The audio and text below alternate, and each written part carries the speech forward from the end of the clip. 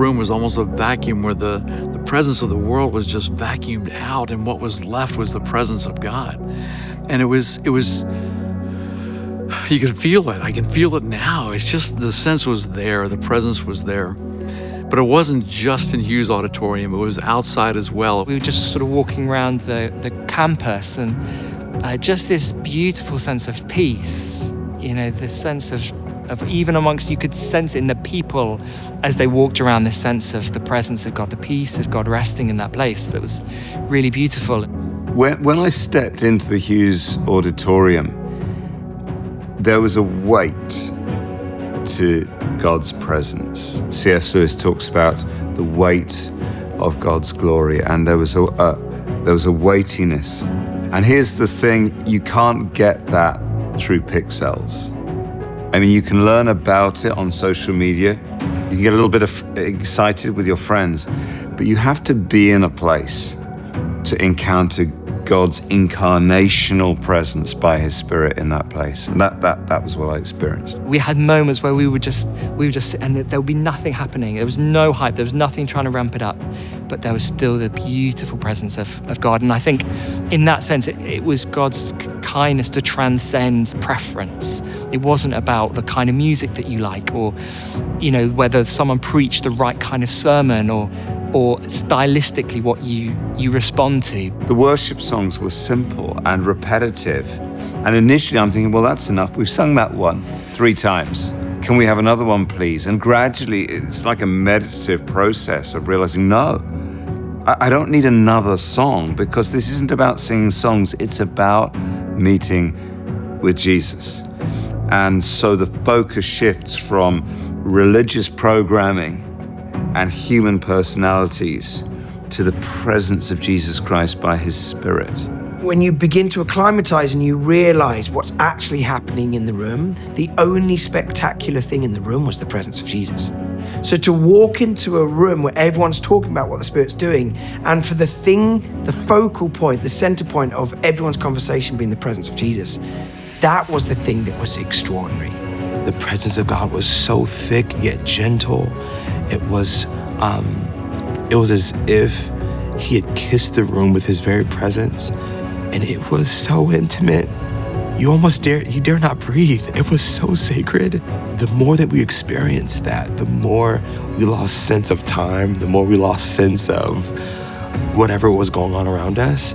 This happened over and over and over again. Just the sense of there's really nowhere else I'd rather be. There's nothing sweeter I could look at or experience. I just want to be where He is. And I found it hard over and over again throughout those days to really leave the room.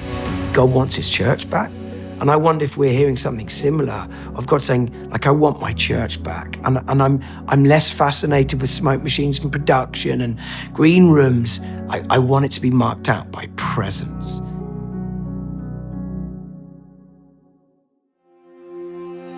As the Lord began to fill that room, you could tell that they were more given to hosting His presence than they were to keeping their schedules. And there's a sensitivity there that I believe they carry that lends them to be aware of God in a way when He's moving, that they just wanted to be there and wanted to stay there. There was just a real sense of people who are hungry for God, be in His presence, to touch Him, to feel Him more than on a day-to-day experience, to be in that presence outside of the realm of the world that was affecting their lives every day. That became somewhat of the incubator, the place, the sanctuary we had built. And as people began to come in, they were, in essence, being introduced into this radical encounter with His presence. It was midnight, Friday, midnight, packed.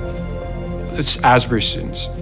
And as I drew near to the altar, I could feel the presence of the Lord, but not just the presence. I sensed the reality of His His authority, His kingship. I knew it was true. I was singing my heart out, and I fell to the altar, fell on my face at the altar, and I was like, God, I did not know that it was like this, that it would be like this. I didn't know when I first said yes to following you, that you would invite me to this. I pray to God that that moment never slips from my mind. And as I looked around the room and just watched like encounter after encounter after encounter, I was like, this is it. No hype. Like, people aren't mesmerized with production. People are mesmerized with the presence. One day being at the altar, and this woman came forward to me, and she was Indian, and tears streaming down her face, and she knelt in front of me, and she just said, I have met him. I just met him. And I said, you've met Jesus? She said, yes. And in broken English, he is so great. He is so great. And I said, oh, I know he is, isn't he? She had encountered Jesus. There had not been any sermon, no preaching, no invitation, but he had met her. It felt like Jesus walked into the room, and there was just a holy sense of his presence, that he was there. And we just kept worshiping, and we could have easily stayed all night. Thousands of people are just coming together to wait on God, just to worship. And I'm sure everybody came in with their own agenda. Well, that's fine. We want renewal plus, and we want renewal plus justice for the poor. We want renewal, plus evangelism. How many people are getting saved? The reality is lots of people are giving their lives to Christ. But we shouldn't need the plus. Just being in the presence of Jesus is our eternal destiny. And if we try and step into eternity and say, well, this is inadequate if there isn't evangelism happening, then we are going to be really, really disappointed in heaven. So it was a foretaste of worship for worship's sake, of focusing on Jesus, lingering in the presence of Jesus, sitting like Mary at his feet and saying, one thing is required of me, and this is it. This is what I'm made for. This is who I'm made for.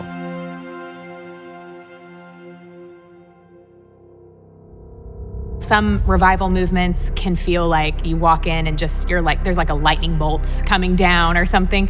But it was like this peaceful, tender, loving, manifest presence of Jesus that was in the room that felt really familiar, and it felt like accessible for any church to cultivate. And to be honest, so that first evening, I was even slightly struggling to orient myself in it. And I felt a little bit like I spent the first evening sort of chasing around almost in my mind, in my heart for him. Like, what are you wanting to do? What are you wanting to say? And I felt God's sort of at the end of that evening to say to me, Steve, I just want you. I just want you. You're not here to do anything. You're just here to be with me. And I was like, oh, okay. I saw so many times just with spiritual eyes, just the picture of Jesus removing burdens. Like, we talk about laying our burdens down and we struggle to, okay, I want to give this to you, Lord. But it was like he would just walk up to people and he would remove the burdens. And some of us have a lot, and he was just taking all of them off. It was so beautiful, because often we think of like preparing ourselves to enter the presence of the Lord. And what I experienced was the Lord, as we entered his presence, preparing us. And these who had come willing to minister to him, he was ministering to them. Those that had come and offered themselves in service found themselves being served by Jesus. We turn up with all our mess. We turn up in all our brokenness, in all our pride and our insecurity, and we come with all of this junk just like hanging off us, weighing us down. And Jesus so kindly, time and time again, just says, okay, let me take that off you. Let me take that off you. Okay, you don't need that anymore. You don't need to carry that anymore. Here, let me take that. It was truly the veil between like heaven and earth being so thin. And we were just like breathing in the air of the Lord. And that peace is just, it matches like nothing of this world. When our world is pushing in at us from every side, our generation, I feel like, got to really feel a fresh breath. And it felt really accessible.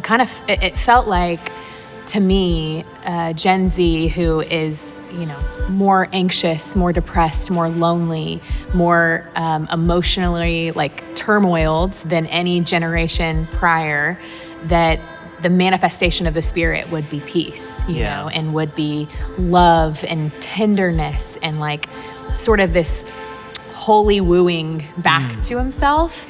We found that we wanted to linger. As we wait on him, he waits on us.